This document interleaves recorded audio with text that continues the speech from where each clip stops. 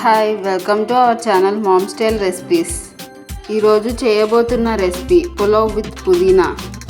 Stove పైన కళాయి పెట్టి 2 టేబుల్ స్పూన్స్ ఆయిల్ వేసుకుని వేడెక్కాక జీలకర్ర, ఉల్లిపాయ ముక్కలు, అల్లం వెల్లుల్లి పేస్ట్ వేసి మిక్స్ చేసుకోవాలి.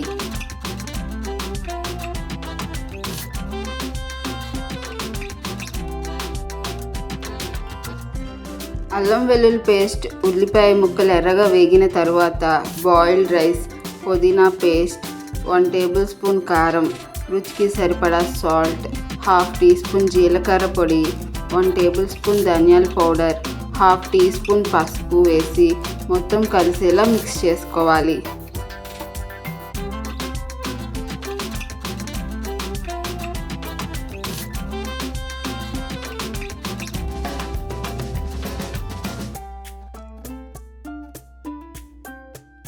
రెండు మూడు నిమిషాలు మీడియం ఫ్లేమ్లో రైస్ వేగిన తరువాత చివరిగా కొత్తిమీర చల్లి స్టవ్ ఆఫ్ చేసుకుని సర్వ్ చేసుకోవడమే.